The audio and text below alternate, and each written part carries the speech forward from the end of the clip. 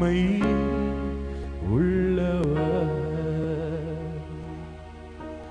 பேர் சொல்லி அழைத்த என் தேவன் அவர் உண்மை உள்ளவர். என் தலையை உயர்த்துவார், என்னை மேன்மை படுத்துவார். சேர்ந்து சொல்லாமா? என் தலையை உயர்த்துவார், என் தலையை உயர்த்துவார், என்னை மேன்மை படுத்துவார். பேர் சொல்லி அழைத்த என் தேவன் அவர் உண்மை உள்ளவர். கைகளை தட்டி சொல்லாமா? பேர் சொல்லி அழைத்த என் தேவன் அவர் உண்மை உள்ளவர். என் தலையை உயர்த்துவார், என்னை மேன்மை படுத்துவார். என் தலையை உயர்த்துவார், என்னை மேன்மை படுத்துவார். மலைகள் எல்லாம் உன் வழிகளாகும், உன் பாதைகள் உயர்த்தப்படும். மலைகள் எல்லாம் உன் வழிகளாகும், உன் பாதைகள் உயர்த்தப்படும். வாலாக்காமல் வாலாக்காமல் என்னை தலையாக்குவார், கீழாக்காமல் என்னை மேலாக்கு. சொல்லுமா சேர்ந்து? வாலாக்காமல் என்னை தலையாக்குவார், கீழாக்காமல் என்னை வாலாக்காமல் வாலாக்காமல் என்னை தலையாக்குவார், கீழாக்காமல் என்னை மேலாக்குவார். வாலாக்காமல் என்னை தலையாக்குவார், கீழாக்காமல் என்னை மேலாக்குவார். பேர் சொல்லி அழைத்த என் தேவன் உள்ளவர்.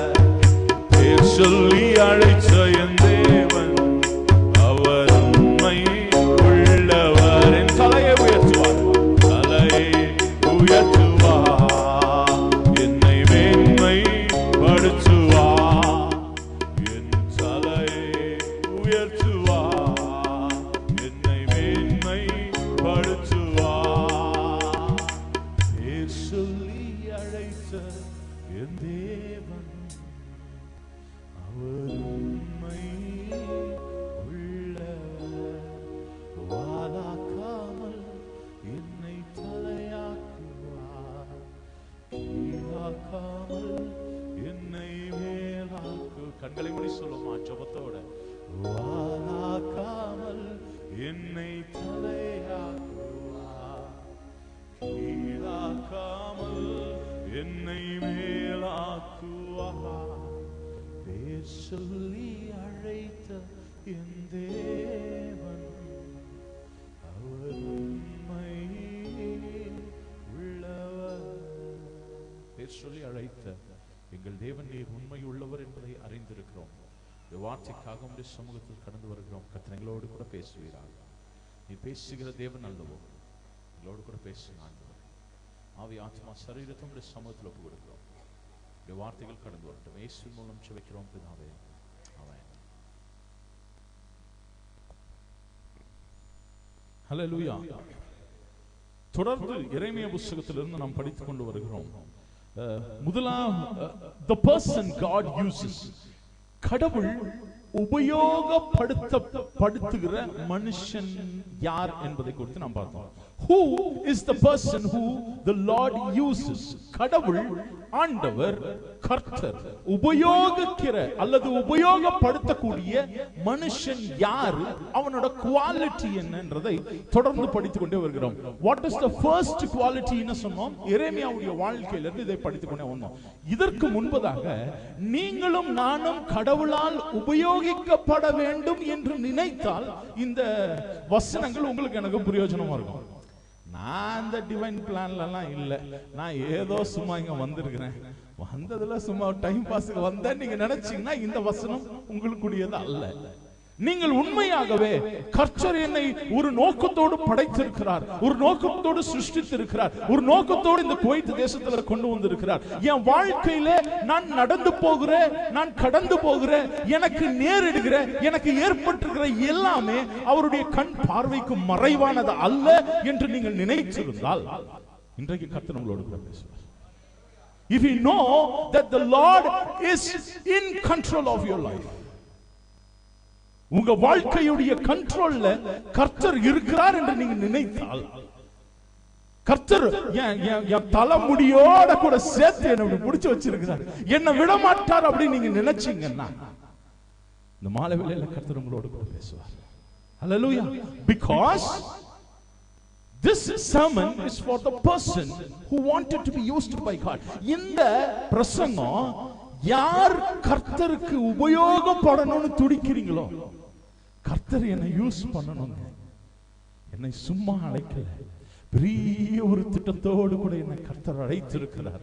நான் ஏதோ ஒரு சாதாரண சின்ன வேலையா இருக்கலாம், இந்த தேசத்திற்கு நான் சொன்ன மாதிரி யாராவது ஒரு ஏஜென்ட்ட காசு கொடுத்துட்டு வந்திருக்கலாம், பல பேர் என்னை ஏமாத்தி இருக்கலாம், பல விதமான பிரச்சனைகள் நான் மாற்றி இருக்கலாம், என் சரீரத்தில் விலகினா இருக்கலாம், எது இருந்தாலும் அதெல்லாம் ஒரு சைடுல, அதுக்கும் மேல உங்களை கர்த்தர் ஒரு திட்டத்தோடு கூட அழைத்திருக்கிறார். ஹல்லேலூயா. அவர் அழைத்தவர், அவர் சொல்கிறார், நான் உன்னை வாளாக்காமல் தலையாக்குவேன், உன்னை கீழாக்காமல் மேலாக்குவேன். என்ன அர்த்தம் அது? என்ன அர்த்தம்? 200 கேடி வாங்கிட்டு இருக்கிற உங்களுக்கு 500 கேடி தருவேன், 500 கேடி வாங்கிட்டு இருக்கிற உங்களுக்கு 1000 கேடி தருவேன். அதுவா அதுக்கு அர்த்தம்? வாளாக்காமல் உன்னை தலையாக்குவேன், உன்னுடைய பர்பஸையும் நோக்கத்தையும் மேல கொண்டு போய் வைப்பேன்னு சொல்றேன். கர்த்தருடைய ஊழியத்தை செய்வதில் ஃபர்ஸ்ட் டாப் பிரியாரிட்டியில உன்னை கொண்டு போய் வைப்பேன்னு சொல்றேன். எத்தனை பேர் அதை நினைக்கிறீங்க? ஆண்டவருடைய வேலையை செய்வதற்கு நான் பயங்கரமா செயல்படணும். ஹல்லேலூயா, ஹல்லேலூயா. இந்த மாதிரி sermon கேட்கிறது கொஞ்சம் கஷ்டம் தான் இல்ல? வாங்க, கர்த்தர் உங்களை ஆசீர்வதிப்பார், உங்கள் பேரை பெருமைப்படுத்துவார், நீங்கள் கால் மிதிக்கிற தேசத்தை எல்லாம் உங்களுக்கு தருவார் என்று சொல்ல வாசனங்களை கேட்பதற்கு எல்லாருக்கும் மனசுல சந்தோஷம், ஆர்வம் இருக்கு. ஆனா கர்த்தர் எனக்கு கொடுத்திருக்கிறதுல இருந்து,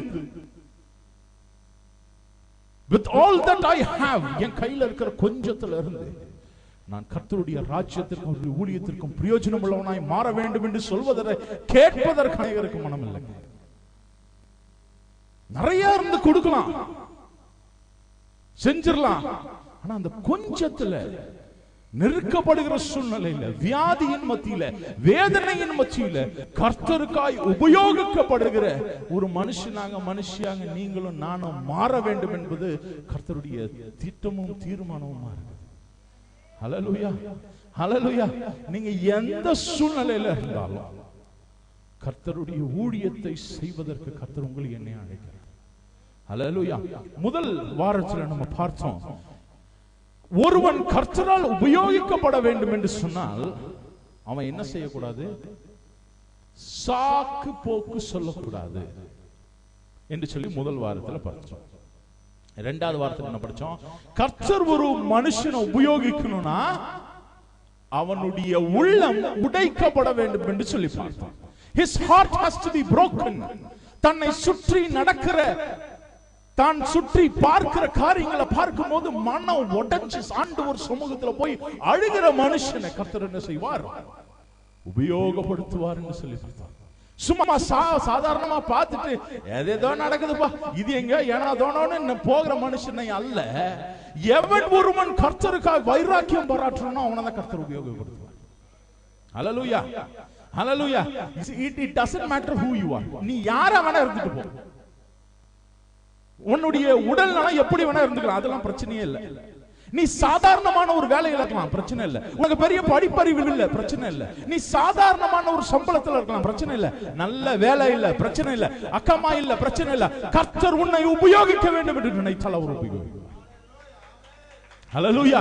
அதுக்கு என்ன வேணும்? என் மனசுக்குள்ள இதயம் உடைக்கப்பட வேண்டும். அந்த கமிட்மெண்ட் உள்ளுக்குள்ள இருந்து வரணும். ஒரு சம்பவத்தை சொல்றேன், நான் போன வாரம் சொல்லணும்னு வந்தேன், டைம் இல்லாததுனால நான் கடந்து போனேன். தாவீது கோலியாத்தை போர்க்களத்துல வைத்து பார்க்கிறான். எங்க வச்சு பார்க்கிறான்? போர்க்களத்தில். எவ்ரி டே இந்த கோலியாத்து வந்து இஸ்ரவேலின் தேவனுடைய நாமத்தை நிந்தித்து பேசிக்கொண்டே இருக்கிறான். நம்ம லோக்கல் லாங்குவேஜ்ல சொல்லுவோமே, ஒவ்வொரு நாளும் வந்து கடவுளோட பேரை கெட்ட வார்த்தையில திட்டுறான், கெட்ட வார்த்தையில வைறான். என்ன லாங்குவேஜ்ல? மோசமான கெட்ட வார்த்தைகளை கொண்டு இஸ்ரவேலின் தேவனாகிய கர்த்தருடைய நாமத்தை கெட்ட வார்த்தையில திட்டிட்டு இருக்கான். இதை யார் பார்த்துட்டு இருக்கா? யார் பார்க்கிறா? தாவீது இல்ல, மொத்த இஸ்ரவேல் ஜனங்களும் பார்த்துட்டு இருக்காங்க. எல்லாரும் பார்த்துட்டு தான் இருக்காங்க. ராஜா பார்க்கறான். அந்த அந்த போர் அந்த அந்த அந்த இதுல இருக்கிற பெரிய பெரிய போர் சேவகன் அதை பார்த்து கொண்டு தான் இருக்கான். பயங்கரமான ஃபைட்டர்ஸ்ல இருந்திருப்பாங்களா? இருந்திர மாட்டாங்களா? கண்டிப்பா இருந்திருப்பாங்க. எல்லாரும் பார்த்து கொண்டு தான் இருக்கிறார்கள். ஆனா ஒருத்தனுக்கு என்ன செய்யல? இதயம் உடைக்கப்படல. எல்லாம் பார்த்துட்டே தான். இந்த தாவீது he is not a trained army man. போர்ல ட்ரெயின் ஆனவனா இல்ல. அவனுக்கு பெரிய குவாலிஃபிகேஷன் இருந்துச்சா? இல்ல. எதுக்கு வந்தான்? எதுக்கு வந்தான்? சோறு கொடுத்துட்டு போற ஆபீஸ் பாய் மாதிரி வந்தாங்க. இன்னைக்கு நம்ம சொல்லணும்னா யாரு? ஃபுட் கொடுக்குறவங்க யாரு? பியூன், ஆபீஸ் பாய் மாதிரி போய் அண்ணன்மாருங்க வேலை செய்யறாடா, நீ வேலை வெட்டி இல்லாதவனே போய் என்ன பண்ண? சோறு கொடுத்துட்டு வா, சாப்பாடு கொடுத்துட்டு வான்னு சொல்லி அனுப்பிச்சுட்டாங்க. இவன் வந்து அங்க நின்று பார்க்கிறான். எல்லாரும் சுற்றி நின்று கொண்டு இருக்கிறார்கள். டக்குனு பார்க்கிறான், நின்று இருக்கான், என்ன பண்றான்? கூர்ந்து கவனிக்கிறான். ஆண்டவருடைய நாமத்தை அந்த கோலியாத் கெட்ட வார்த்தையில திட்டுறான். இவனுக்கு தாங்க முடியல, இருதயம் கொதிக்குது, ரத்தம் கொதிக்குதுன்னு சொல்றான்.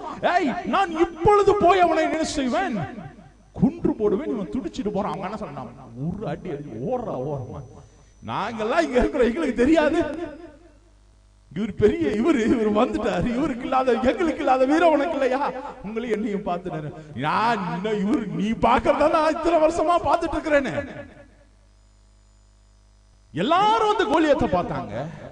எல்லாரும் அந்த கோலியத்தை பேசுறத கேட்டாங்க. ஆனால் உடைக்கப்பட்ட தாவீதுக்கு மாத்திரம் தான் அந்த அந்த கமிட்மெண்ட் வைராக்கியமும் வந்துச்சு. உங்கள எத்தனை பேர், என்ன எத்தனை பேர் நம்மை சுற்றி நடக்கிற காரியங்களை பார்த்து நம்முடைய இருதயம் உடைக்கப்படுது. அந்த இருதயம் உடைக்கப்படலன்னா கர்த்தர் உங்களை என்னையும் யூஸ் பண்றது கஷ்டம். If you and I wanted to be used by the Lord, உங்களுடைய என்னுடைய இருதயம் உடைக்கப்படும். இருதயம் உடைக்கப்படுறதுன்னா என்ன? நம்ம போன வாரம் பார்த்தோம். அக்கிரமங்களையும் அநியாயத்தையும் பாவத்தையும் பார்க்கும் பொழுது ஆண்டவரே என்று சொல்லி ஆண்டவர் சமூகத்துல போய் அழுது கதறி மன்றாடுகிற ஒருவனா இருக்கணும். எரேமியா அப்படிதான் இருந்தான். ஆண்டவர் சமூகத்துல அனுதினமும் போய் அழுது கொண்டு வந்தான். அவனோட பேரே புலம்பலின் தீர்க்கதரிசி என்று பார்த்தோம். இன்றைக்கு மூன்றாவதாக எரேமியா எழுதின தீர்க்கதரிசன புத்தகம் 20ஆம் அதிகாரத்திலிருந்து படிக்க போகிறோம். கர்த்தர் ஒரு மனுஷனை உபயோகப்படுத்த வேண்டும் என்று சொன்னால் மூன்றாவதாக அவனுக்கு தேவையான ஒண்ணு, சோர்வடைந்த நிலையிலிருந்து மேலே எழும்ப வேண்டும். சேர்ந்து சொல்லுங்க, சோர்வடைந்த நிலையிலிருந்து மேலே எழும்ப வேண்டும். Rice above your discouragements. சோர்வடைந்திருக்கிற நிலையிலிருந்து ஒரு ஸ்டெப் மேலே ஏறி வந்து நிக்கணும். கர்த்தர் உங்களை என்ன உபயோகப்படுத்தணும். ஹல்லேலூயா, ஹல்லேலூயா. சோர்வு வந்து நமக்கு இருக்கிற எல்லாருக்கும் வருகிற ஒரு காமன் பிரச்சனை, அப்படிதானே?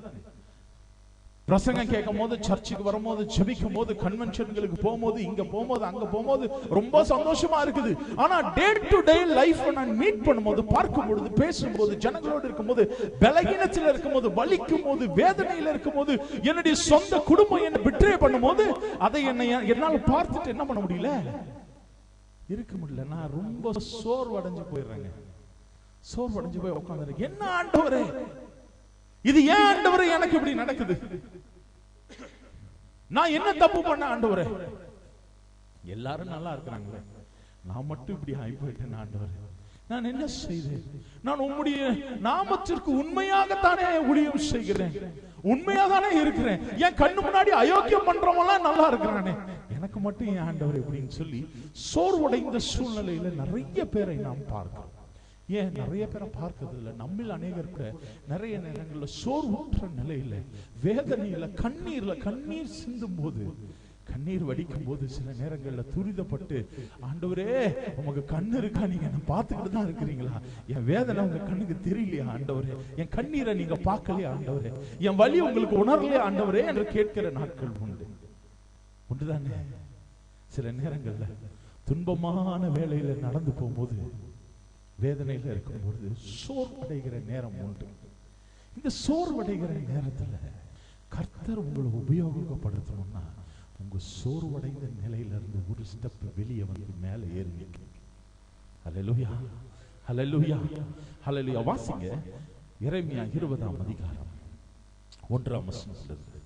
எரேமியா இந்த வார்த்தைகளை தீர்க்க தரிசனமாக சொல்லுகிறதே, ஆசாரியனாகிய இம்மேருடைய குமாரனும் கர்த்தருடைய ஆலயத்து பிரதான விசாரணை கர்த்தனுமாகிய பஸ்கூர் கேட்டபோது, எரேமியா தீர்க்கதரிசியை பஸ்கூர் அடித்து அவனை கர்த்தருடைய ஆலயத்திலே பென்யமின் கோத்திரத்தாரை சேர்ந்த மேல் வாசலில் இருக்கும் காவலறையிலேயே போட்டான். மறுநாளிலேயே பஸ்கூர் எரேமியாவை காவலறையிலிருந்து வெளியே போக விட்டான். அப்பொழுது எரேமியா அவனை நோக்கி, கர்த்தர் உன்னை பஸ்கூர் என்று அழைக்காமல் மாகோர் மீசாப் என்று அழைக்கிறார். மேலும் கர்த்தர், இதோ நான் உன்னை உன் எல்லா சிநேகிதரையும் பயத்துக்கு ஒப்பு கொடுக்கிறேன். உன் கண்கள் காண இவர்கள் சத்துருக்களின் பட்டயத்தால் விழுவார். இங்க சம்பவம் என்னன்னா, நம்ம ஆல்ரெடி நான் சொல்லியிருக்கிறேன், எரேமியா தீர்க்கதரிசி யூதா தேசத்துல தீர்க்கதரிசனம் உரைத்துக் கொண்டிருக்கிறார். He was prophesying against the people of Judah.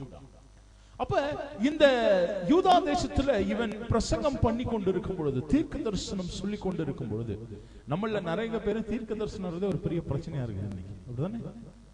தீர்க்க தரிசனம்னா நம்ம என்ன நினைச்சுக்கிறோம், முன்னாடி நடக்க போறது சொல்றது இல்ல தீர்க்க தரிசனம். அதுல தீர்க்க தரிசனம் அது அது அது அது ஒரு பிளான்ல ஒரு சிறிய பகுதி, முன்னாடி நடக்க போறத சொல்றது. ஆனால் தீர்க்கதரிசி என்றால் என்ன? It comes from the Hebrew word நபோ, நபி. அதுதான் முஹம்மது நபி அப்படின்னு சொல்றோம். நபி என்று சொன்னால் ப்ராஃபட்னு அர்த்தம். ப்ராஃபட்னா யார் அவரு? he becomes the mouthpiece of God. கடவுளுடைய வார்த்தையை சொல்லுகிறவர். இங்கே கடவுளோட வார்த்தை எரேமியாவுக்கு வந்தது. என்ன வந்தது?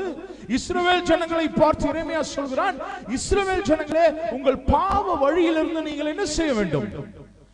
வெளியில வரணும். நீ வரலைனா உன்னை நான் நேபுகாத்நேச்சார் இடத்துல ஒப்பு கொடுப்பேன். பாபிலோனின் சேனைகள் வந்து உங்களை என்ன செய்வார்கள்? பிடிச்சு அடிமைகளாக கொண்டு போவார்கள். இதை கேட்ட மக்கள் ஆத்திரத்துல கொதிச்சு, பஸ்கூர் என்கிற ஒரு ஆலய பிரதானி இந்த நியூஸ் கேட்டு, இவன் இப்படி பிரசங்கம் பண்றான்னு சொல்லி அவனை அடி என்று அடித்து எரேமியாவை நைட்டெல்லாம் சிறைச்சாலையில ஒரு இடத்துல போட்டு வைக்கிறாங்க.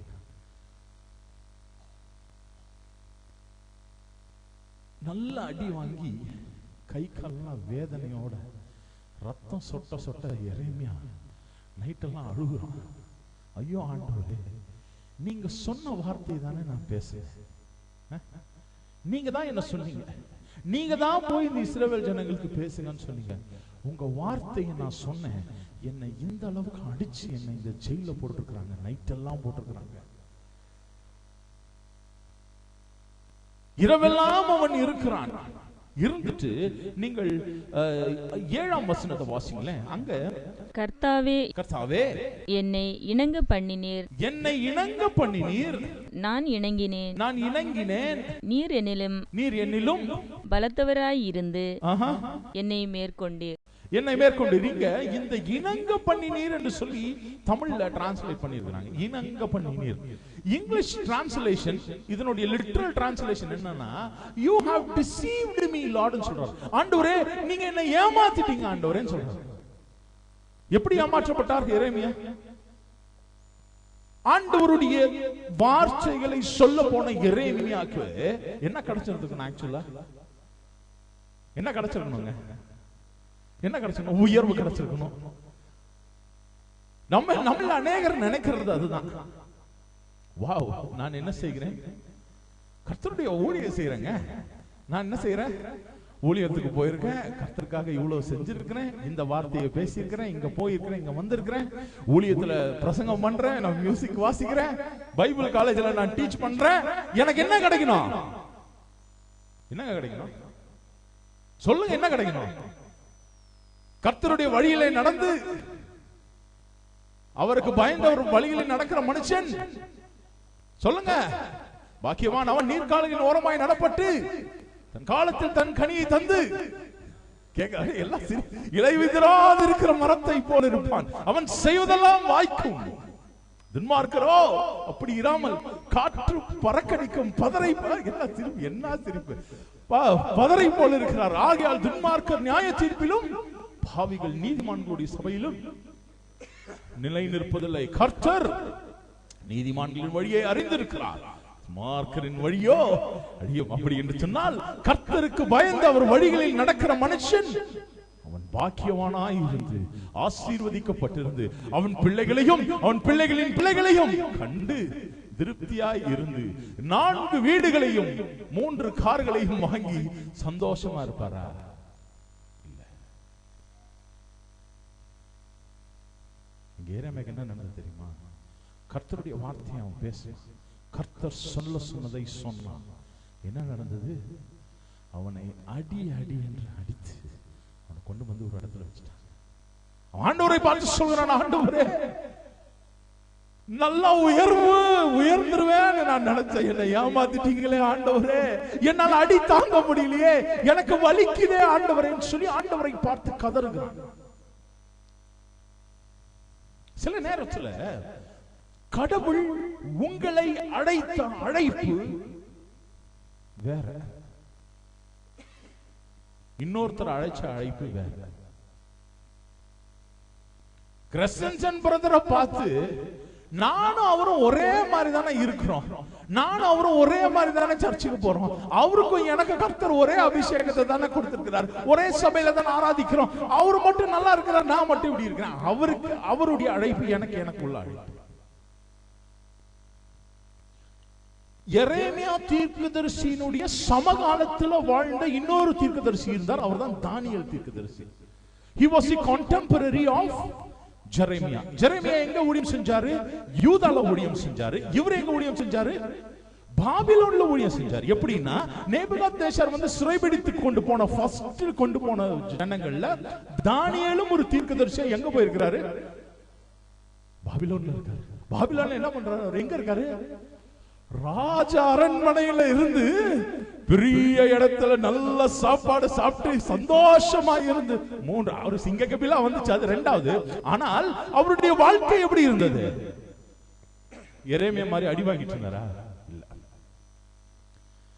எரேமியா அவரை பார்த்து, ஆண்டவரே தானியேலும் நானும் ஒண்ணுதானே, நானும் அவனும் ஒன்னாதானே ஊழியம் செஞ்சோம், அவனை மட்டும் கொண்டு போய் என்ன பண்ணிருக்கிறீங்க கேட்டாரா? தானியேல் கேட்ட, இவரு எரேமியா கேட்டாரா? இல்லைங்க. அவர் என்ன சொல்ற? ஆண்டவரை பார்த்து, ஆண்டவரே நான் ரொம்ப வலியிலோட இருக்கிறேன், என்னை ஏன் ஆண்டவரே இணங்க பண்ணீங்க, என்னை ஏன் ஆண்டவரே ஏமாத்திட்டீங்க, நான் இப்படியெல்லாம் வரும்னு நினைச்சேன். ஃபர்ஸ்ட் பாயிண்ட் இன்றைக்கு சர்மன்ல, கர்த்தர் உங்களை யூஸ் பண்ணணும் அப்படின்னு நீங்க நினைச்சீங்கன்னா உங்க டிஸ்கரேஜ்மெண்ட்ல இருந்து, உங்கள் சோர்வுல இருந்து நீங்கள் மேல வரணும். அதுல கடவுளுக்கு நீங்கள் உண்மையாக இருக்கணும். Hallelujah. Be honest. இவன் என்ன மனசுக்குள்ள ஃபீல் பண்றானோ அது அப்படியே ஆண்டவர்ட்ட சொல்றான். ஆண்டவரே எனக்கு என்ன இருக்கு, ரொம்ப வேதனையா இருக்கு. எத்தனை பேர் ஆண்டவர்ட்ட அப்படி பேசும்?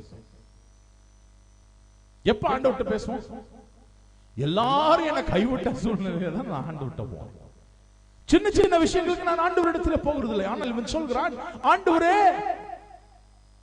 ஏன் ஆண்டவரே எனக்கு இந்த நிலை என்று சொல்லி ஆண்டவர் சமூகத்தில் போய் மன்றாடி கதறி கேட்கிறார்.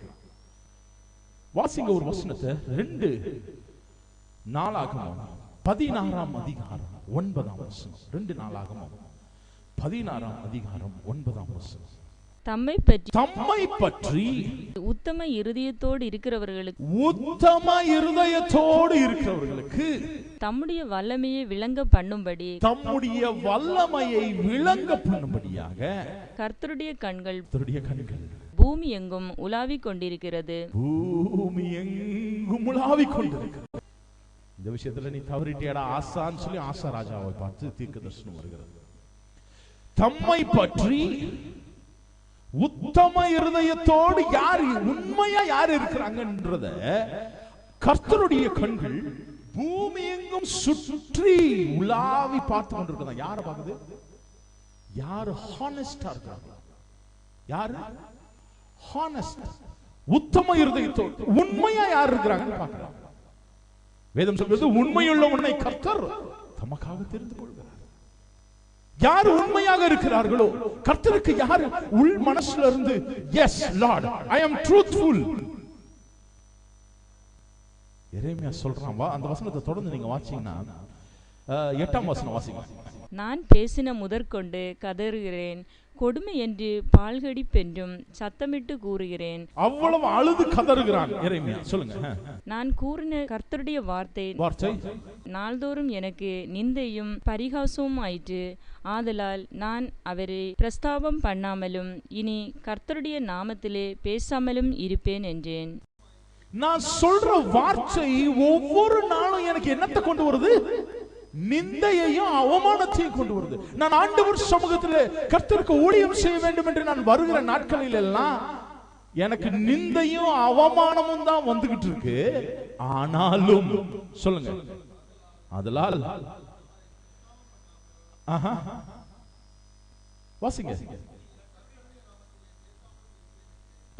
என்ன சொல்றாரு? இனிமேல் Lord I will stop this. இந்த ஊழியம் எனக்கு வேணாம். நீங்கள் நானும் சொல்ற மாதிரி தான் அவரு பேசுற. ஆண்டவரே இந்த ஊழியம் எனக்கு வேணாம். நான் என்ன இவ்வளவு கஷ்டப்பட்டு இவ்வளவு போராடி இவ்வளவு உண்மையா இருந்து என்னத்தை கண்ட? நம்மளை பார்த்து நிறைய கேட்கிறவங்கள உண்டு. என்னத்தை கண்ட? நீ ஊழியத்திற்கு போய் உனக்கு என்ன இருக்கு? நீ நல்லாவா இருக்க? மனசாட்சியை கை வச்சு சொல்லி நல்லா இருக்கியா? நல்லாவா இருக்க? நல்ல ஹெல்த் இருக்கா உனக்கு?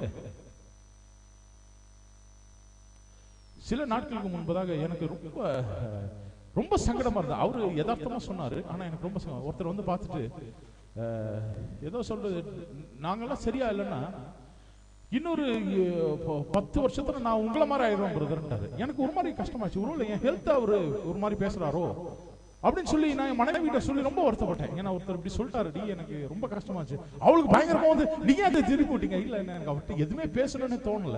ஆனா என்ன அவர் சொன்னது என்ன ரொம்ப ஹர்ட் பண்ணுச்சு. நிறைய பேர் நம்மளை பார்த்து என்ன நல்லா இருக்கு, நீ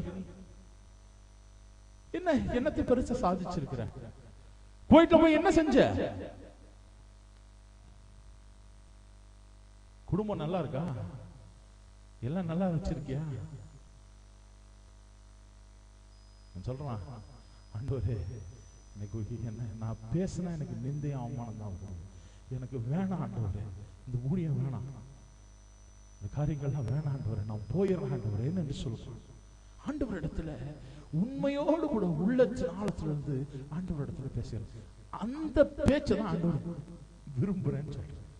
God says, I like you because you are telling me openly. உன் இருதயத்தை அப்படியே ஆண்டவர் சமூகத்துல ஊற்று. இயேசு சுவாமியும் அதை தான் சொன்னார். உனக்கு சித்தமானால் இந்த பாத்திரம் என்னை விட்டு நீங்க கூடுமானால் இன்னைக்கு ஆகிலும் என் சித்தம் அல்ல அப்படி சித்தம் சொல்லி கெத்செமனேல கதறி அழுது ஜெபிக்கிறார். முதல் வாரத்துல நம்ம அதை பத்தி படிச்சோம். தொடர்ந்து எரேமியா என்ன சொல்றார் வாசிங்க. ஆனாலும் அவருடைய வார்த்தை என் எலும்புகளில் அடைபட்டு எரிகிற அக்கினியை போல என் இருதயத்தில் இருக்கிறது. அவள் சொல்றான், நான் சொல்லிட்டேன் ஆண்டவரே, எனக்கு இந்த ஊழியம் வேணாம், எனக்கு எதுவும் வேணாம், நான் வாயில சொல்லிட்டேன். ஆனா வீட்டுக்குள்ள போய் அப்படி உட்காரும் போது என் எலும்புகளுக்குள்ளே கர்த்தருடைய வார்த்தை எரிஞ்சுக்கிட்டு இருக்கு. என்னால ஊழியத்தை செய்யாம இருக்க முடியாது, என் ஆண்டவரை துதிக்காமல் இருக்க முடியாது, அவருடைய நாமத்தை மகிமைப்படுத்தாமல் இருக்க முடியாது, அவருடைய ஊழியத்தை செய்யாமல் என்னால் இருக்க முடியாது. காரணம், என் எலும்புக்குள்ள it is like the burning fire, எரியுது என் எலும்புக்குள்ள. எரேமியா சொல்றான், I have that in my spirit. to have that honesty, அந்த ஒரு உண்மையான நிலையில நீங்களும் நானும் விருப்பம் என்று சொன்னால் கர்த்தர் உங்களையும் என்னையும் எடுத்து பயன்படுத்துவார். 9ஆம் வசனத்தை வாசிங்க. ஆதலால் நான் அவரை பிரஸ்தாபம் பண்ணாமலும் இனி கர்த்தருடைய நாமத்திலேயே பேசாமலும் இருப்பேன் என்றேன். ஆனாலும் அவருடைய வார்த்தை என் எலும்புகளில் அடைப்பட்டு எரிகிற அக்கினியைப் போல் என் இருதயத்தில் இருந்தது. அதை சகித்து இளைத்து போனேன். எனக்கு பொறுக்கக்கூடாமல் போயிற்று. அநேகர் சொல்லும் அவதூறை கேட்டேன். பயம் சூழ்ந்திருந்தது. அறிவியுங்கள், அப்பொழுது நாங்கள் அதை அறிவிப்போம் என்கிறார்கள். ஓகே, இது என்ன நடக்குதுன்னா, இவனுக்கு இவ்வளவு பிரஷர், இவ்வளவு டார்ச்சர் இவனை சுத்தி வந்துட்டே இருந்தது. சொல்றான், எது என்னை சுற்றி நெருக்கினாலும் கர்த்தர் என்னை அழைத்த அழைப்பில் அவருக்கு கீழ்ப்படிந்து நான் அதை செய்வேன். எத்தனை பேர் சொல்லுங்க இந்த மாலை வேளையில? சொல்றது ரொம்ப கஷ்டம் தான், எனக்கு தெரியும். It is not an easy thing. எனக்கு என்ன சூழ்நிலைகளுக்குள்ளே நான் போனாலும் என்னை அழைத்த ஆண்டவர் உண்மையுள்ளவர். என்னை வாளாக்காமல் தலையாக்குவார், என்னை கீழாக்காமல் மேலாக்குவார். அவர் என்னை அழைத்து ஒரு வேலையை கொடுத்திருக்கிறார். ஒபீடியன்டா, கீழ்ப்படிதலோடு கூட அவர் என்ன சொன்னாரோ அதை நான் செய்து முடிவேன். அல்லேலூயா, அல்லேலூயா. 1 சாமுவேல் 15ஆம் அதிகாரம் 22ஆம் வசனத்தை வாசிங்க. 1 சாமுவேல் 15ஆம் அதிகாரம் 2ஆம் வசனம். அதற்கு சாமுவேல் கர்த்தருடைய சத்தத்திற்கு கீழ்ப்படுகிறதை பார்க்கிலும், கர்த்தருடைய சத்தத்திற்கு கீழ்ப்படுவதை பார்க்கிலும் சர்வாங்க தகனங்களும் பலிகளும் கர்த்தருக்கு பிரியமாய் இருக்குமோ? ஓ, சர்வாங்க தகன பலி கர்த்தருக்கு பிரியமா இருக்குமா? பலியை பார்க்கிலும் கீழ்ப்படிதலும், பலியை பார்க்கிலும் கீழ்ப்படிதலும், ஆட்டுக்கடாக்களின் நினத்தை பார்க்கிலும் செவி கொடுத்தலும் உத்தமம். செவி கொடுத்தலும் உத்தமம். அதுதாங்க உத்தமம். யாரை பார்த்து சொல்றாரு? சவுலை பார்த்து சாமுவேல் சொல்றார். சாமுவேலே, சவுலே, நீ கடவுளுக்கு பலி செலுத்துறேன்னு சொல்லி நான் செய்ய சொன்னதை செய்யாம நான் செய்ய சொல்லாததை நீ செஞ்சிருக்கிற. நீ நினைக்கிறியா நீ கொடுக்கிற ஆஃபரிங்ல நான் பிரியமா இருப்பேன் என்று நினைக்கிறாயா? நீ செய்யற ஊழியத்தில் பிரியமா இருப்பேன்னு நினைக்கிறியா? ஃபர்ஸ்ட் ஆண்டவருக்கு கீழ்ப்படிதல். அவருடைய ஊழியத்தை செய்யற உங்களுக்கு எனக்கு இருக்கிற செகண்ட் குவாலிட்டி, ஃபர்ஸ்ட் ஹானஸ்டா இருக்கணும், உண்மையா இருக்கணும். ரெண்டாவது அவருடைய வார்த்தைக்கு அப்படியே கீழ்ப்படிதல். ஆல்டரேஷன் எனக்காக, என்னுடைய ஸ்டைலுக்கு, என்னுடைய காரியங்களுக்கு ஆல்டர் பண்றதுல அழைத்த அழைப்பில் உறுதியாக இருந்து நான் என்ன செய்வேன்? ஆண்டவருடைய ஊழியத்தை செய்வேன். எத்தனை பேர் சொல்லுங்க? I will stay with the Lord. என்னை அழைத்த ஆண்டவருக்கு உண்மையாய் கீழ்ப்படிந்து என்னை எந்த இடத்துல கொண்டு போய் வைக்கிறாரோ, ஒருவேளை அது பேலஸா டேனியல் மாதிரி இருக்கலாம், அப்படி இல்லைன்னா அழுகையின் கூக்குரலாகிய எரேமியாவுடைய ஊழியமா இருக்கலாம், எந்த ஊழியமா இருக்கலாம், அது ஆண்டவர் எனக்கு கொடுக்கிறது. அவர் எதை கொடுத்தாலும் சந்தோஷத்தோடு கூட, சிரித்த முகத்தோடு கூட. நான் சொல்றேன், இவர் ஒரு அருமையான ஒரு பாடலை பாடியிருப்பார். இடுக்கமான வாசல் வழியே வருந்தி நுழைய முயன்றிடுவோம். சிலுவை சுமந்து இயேசுவின் பின்னே சிரித்த முகமாய் சென்றிடுவோம். ஜீசஸ், இடுக்கமான வாசல் வழியே வருந்தி நுழைய முயன்றிடுவோம். சிலுவை சுமந்து இயேசுவின் பின்னே சிரித்த முகமாய் சென்றிடுவோம். Jesus, oh hallelujah. இடுக்கமான வாசல் வழி வருந்தி நுழைய முயன்றிடுவோம். இடுக்கமான வாசல் வழியே வருந்தி நுழைய முயன்றிடுவோம். சிலுவை சுமந்து இயேசுவின் பின்னே சிரித்த முகமாய் சென்றிடுவோம். சிலுவை சுமந்து இயேசுவின் பின்னே சிரித்த முகமாய் சென்றிடுவோம். இடுக்கமான வாசல் வழியே வருந்தினுடைய முயன்றே. சொல்லுமா, இடுக்கமான வாசல் வழியே வருந்தினுடைய முயன்றிடுவோம். சிலுவை சுமந்து இயேசுவின் பின்னே சிரித்த முகமாய் சென்றிடுவோம்.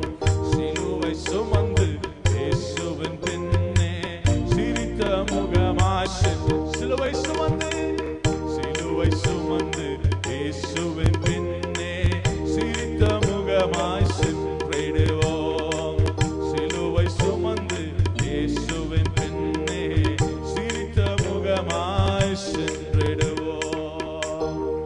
வருந்தினுடைய முயன்றிடுவோம். எத்தனை பேர் சொல்லுவீங்க?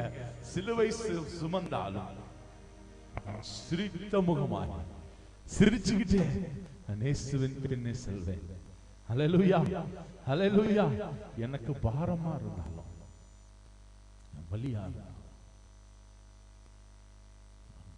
ஆண்டவரை பின்பற்றுவேன்.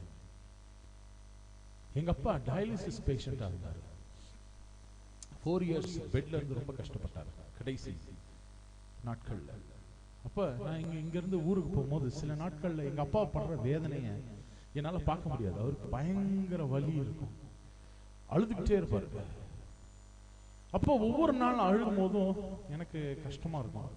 நான் சில நேரங்கள்ல எங்க வீட்டுல இருக்க மாட்டேன், பக்கத்துல தங்கச்சி வீட்டுல போய் நைட்டு படுத்துருவேன். காலையில வருவேன். அப்ப சில நாட்கள்ல நீ போகாதப்பா இருப்பான்னு சொல்லுவார். அவர் கூட இருந்தா அவருக்கு நைட் தூங்கவே மாட்டார், தூக்கமே வராது, அவர் வழியிலே இருப்பார். அப்ப நைட்டெல்லாம் உட்காந்து பேசுவார். அப்புறம் அது மாதிரி ஒரு நாள் உட்காந்து பேசி கொண்டு இருக்கும் போது அவர் ஒரு நாள் சொன்னாரு, அவர் ஊழியம் ரொம்ப கடவுளுக்காக ரொம்ப உண்மையா ஊழியம் செஞ்சவர். அந்த கடைசி நாட்கள்ல ரொம்ப சிக்காயிட்டார். இந்த டயாலிசிஸ் பண்றதுக்கு இங்க ஸ்டண்ட் போட்டிருப்பாங்க, ஃபிஸ்டுலா. ஒவ்வொரு நாளும் பிசாசு அவர் காதுல வந்து, நீ பிளேட் எடுத்து இதை கட் பண்ணிடு அப்படின்னு சொல்லுவாங்க. நீ எதுக்கு ஊழியம் செஞ்ச? நீ ஊழியத்துல என்னத்தை சாதிச்ச? ஒரு மண்ணாங்கட்டியும் கிடையாது. நீ உயிரோட இருந்து என்ன பிரயோஜனம்? இதை எடுத்து அறுத்துரு. 5 மினிட்ஸ்ல உன் பாடியில இருக்கிற எல்லா பிளேடும், ஏன்னா அது மெயின் ஆர்டரியை கட் பண்ணா என்ன 5 மினிட்ஸ்ல எல்லா பிளேடும் வந்துடும். ஒரு மேட்டர்ல ஈஸியா கட் பண்ணிட்டு செத்துரு. ஒவ்வொரு நாளும் பிசாசு காதுல வந்து சொல்லிக்கொண்டே இருக்கிறான். நீங்க ஏதோ ஒரு சைக்காட்ரிஸ்ட் போய் சொன்னீங்கன்னா ஆடிட்டரி ஹாலுசினேஷன் சொல்லுவான். இது அவருக்கு காதுல இது கேக்குது, இது ஆடிட்டரி ஹாலுசினேஷன், இது ஒரு வியாதி, இது நீங்க கவுன்சிலிங் கொடுத்தீங்கன்னா சரியாயிரும். இவர் சொல்றாரு, பிசாசு வந்து என்ன பண்றான், என் காதுல சொல்றான், நீ வாழ்ந்தது வேஸ்ட், நீ செஞ்ச ஊழியம் வேஸ்ட், எல்லாமே வேஸ்ட், ஒண்ணுமே சாதிக்கல. அப்படி சொல்லும் போதுதான் அவர் சொன்னாரா, என் ஆண்டவர் என்னை அழைத்திருக்கிறார், அவருக்காக நான் கடைசி நாள் வரைக்கும் எனக்கு நியமித்திருக்கிற ஓட்டத்துல நான் என்ன செய்வேன், பொறுமையா போயிட்டே இருப்பேன். நான் கீழ்ப்படிந்து அவருடைய சத்தத்தை, அவர் கடைசி சாகும் போது, சாகர அன்னைக்கு நான் அங்கதான் இருக்கிறேன். காலையில எழுந்து 4 மணிக்கெல்லாம் எழுந்திருச்சு நான் ஒரு தரிசனம் கண்டேன். என்ன கடவுள் பரலோகத்துக்கு கூட்டு போனாரு. 3 கொடியை என் கையில கொடுத்தாரு. 1 பரலோகத்துல நட சொன்னாரு, இன்னொன்னு வானமண்டலம் அந்த ஸ்பேஸ்ல நட சொன்னாரு, 3 பூமியில நட சொன்னாரு. என்னால ரொம்ப கஷ்டப்பட்டு நான் அந்த ஸ்பேஸ்ல நட்டேன். பூமியில என்னால நடவே முடியல, கை கால்லாம் ரொம்ப வலிக்குது, கை காலுக்கெல்லாம் தைலம் போடுன்னு சொல்லியிருக்காரு. காலையில 4 மணிக்கு எஞ்சி எங்க அம்மா, இது என்னப்பா இது, கனவு கண்டுட்டு காலையில கை காலெல்லாம் தைலம் தேய்க்க சொல்றாரு. இல்ல என்னால உண்மையா முடியல, ரொம்ப வலிக்குது, தைலம் போட்டு தேய்ன்னு சொல்லி தைலம் போட்டு தேய்ச்சிருக்காரு. தேய்ச்சிட்டு அவர் சொன்னாரா, நான் அவ்வளவு கஷ்டப்பட்டு அந்த கொடியை நட்டுட்டு நான் கீழே வந்து உட்கார்றேன். அப்ப ஆண்டவர் என்ன பார்த்து, இப்ப இந்த கொடியை கீழே இருந்து மேல பாடுறான்னு சொன்னாராம்.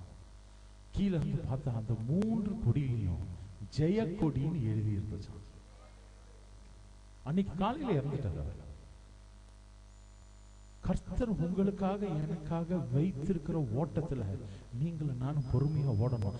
நீங்களும் நானும் என்னத்தை சேர்த்து வச்சோம், என்னத்தை சம்பாதிச்சோம், என்னத்தை கொண்டு போனோம், எப்படி வாழ்ந்தோன்றது இல்ல, கடவுளுடைய சித்தத்தை நீங்களும் நானும் நிறைவேற்றணுமா?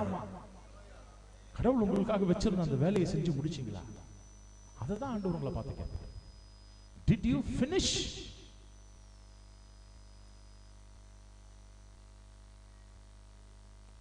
கடவுள், நான் உனக்கு ஒரு வேலையை கொடுத்தனே, அதை முடிச்சியா?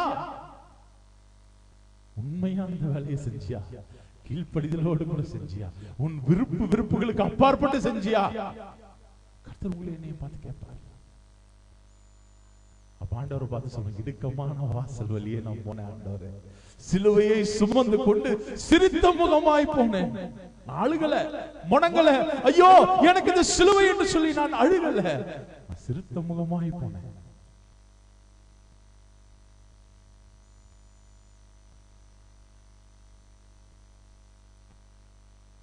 இன்னைக்கு பைபிள் காலேஜ்ல இருக்கிறவங்களுக்காக இதை சொன்னேன்.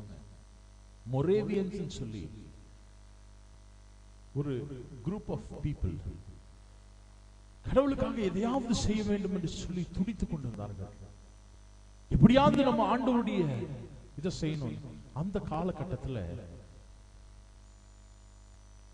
இந்த அடிமைகளுடைய அந்த 1800s 200 வருஷங்களுக்கு முன்னாடி நடந்த சம்பவம், உண்மை சம்பவம்.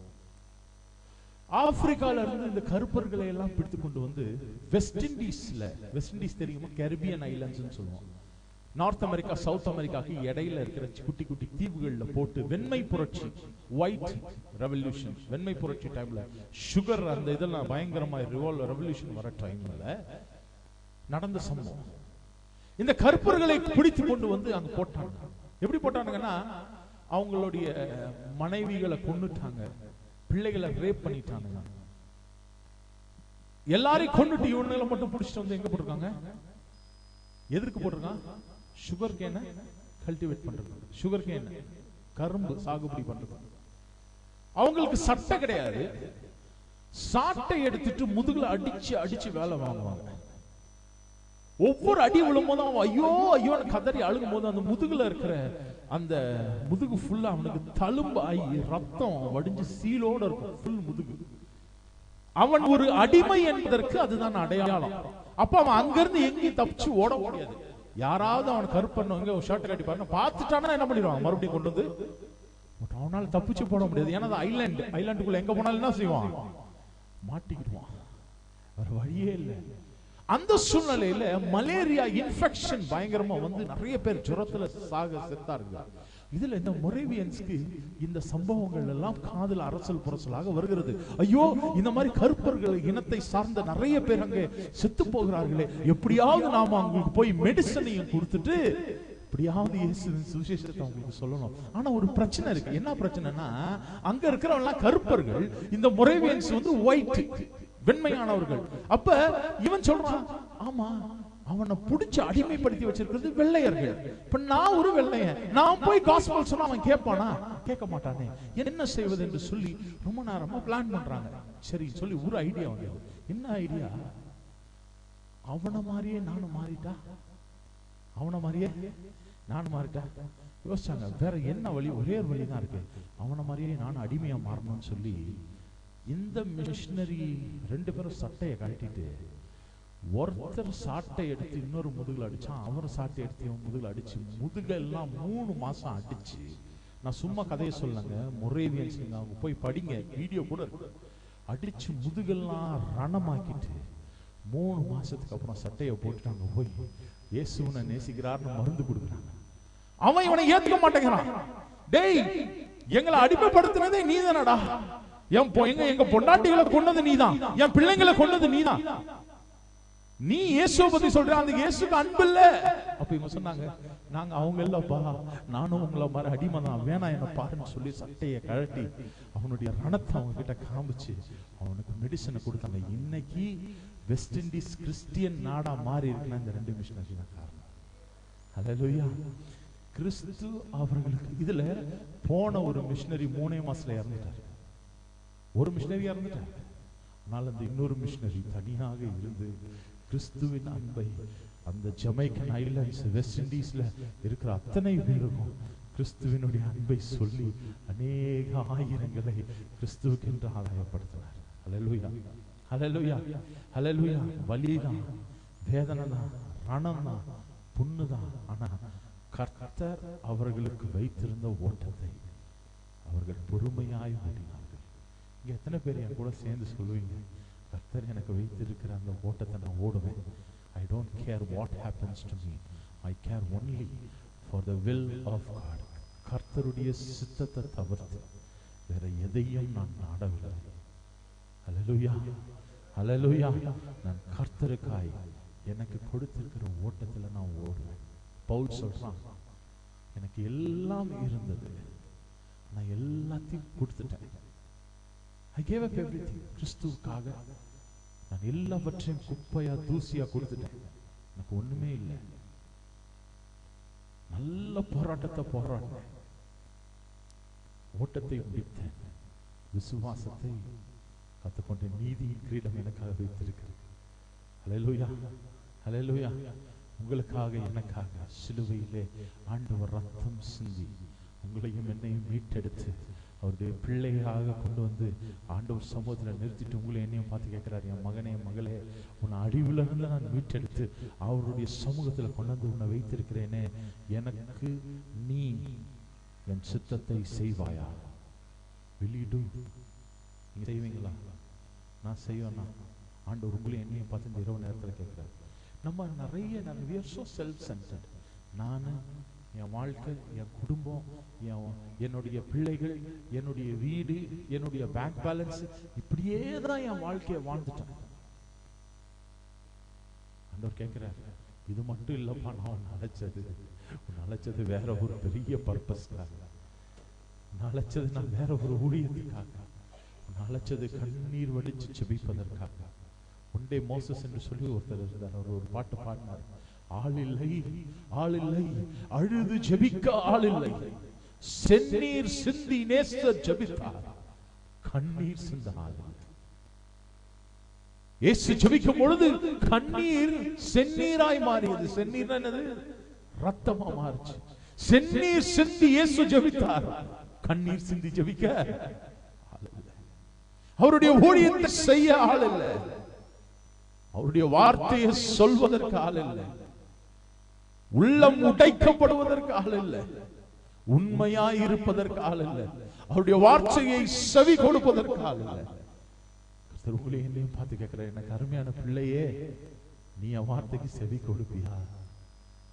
வேலையை செய்வியா? வேலையை செய்வியா?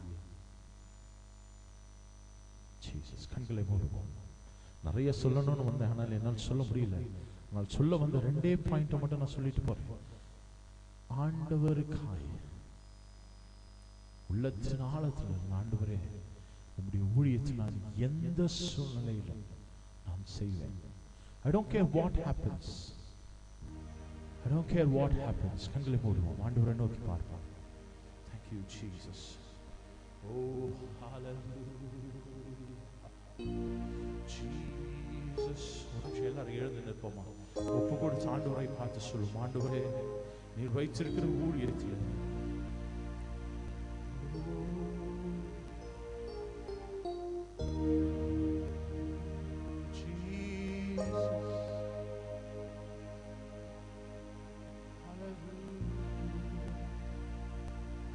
ஆண்டவரை பார்த்து, ஆண்டவரே ஒப்பு கொடுக்கிறேன் அப்பா, என் ஆவி ஆத்மா சரீரத்தை உம்முடைய சமூகத்தில் ஒப்பு கொடுக்கிறேன். உம்முடைய சித்தம் செய்ய எனக்கு உதவி செய்யுங்கப்பா.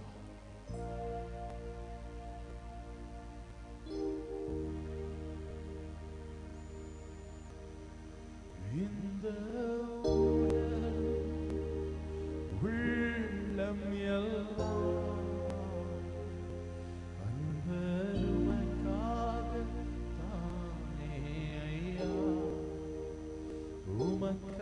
உமக்காகத்தானே ஐயா,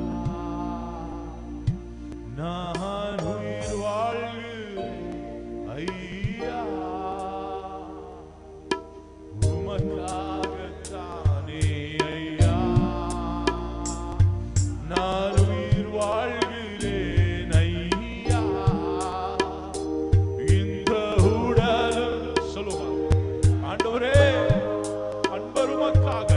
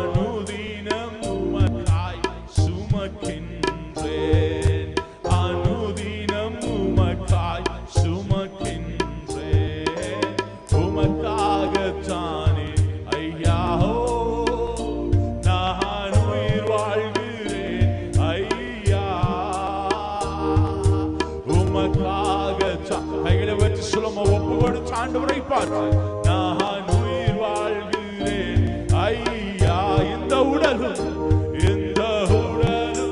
உள்ளமெல்லாம் அன்பருமக்காக தானே ஐயா, இந்த உடலும்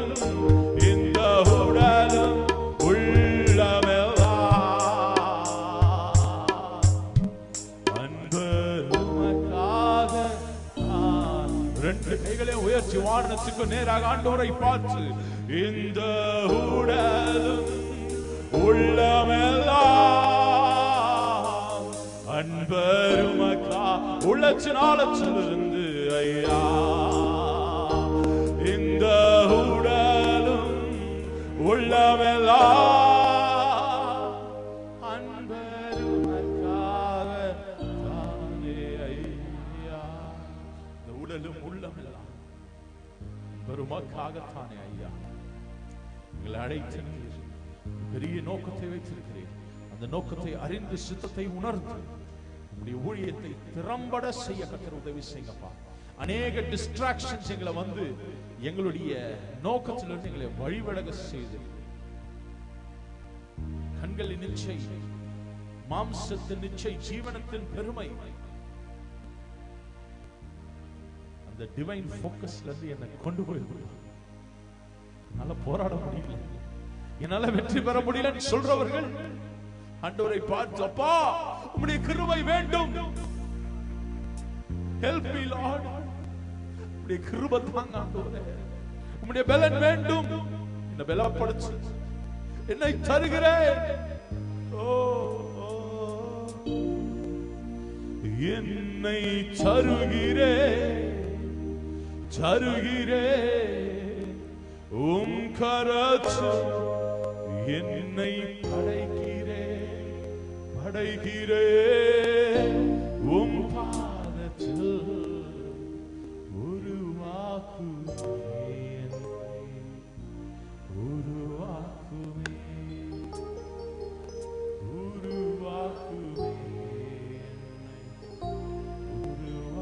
சொல்லும் ஆண்டவரை பார்த்து, ஓ உருவாக்குவே என்னை,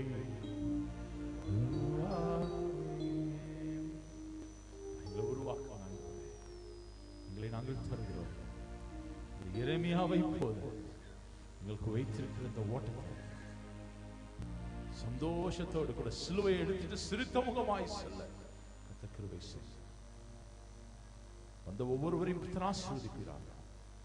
அநேகர் ஆண்டவரே இந்த நாட்கள்ல, இந்த விடுமுறை நாட்கள்ல வேலைக்கு போகிறவர்கள், வீட்டில் இருக்கிறவர்கள், எல்லா இடங்களிலும் இந்த கிருபை கூட இருக்கிறவர்கள் வழிநடத்தி நமக்கு சாட்சியாய் இருக்க அவர்களுக்கு உதவி செய்ய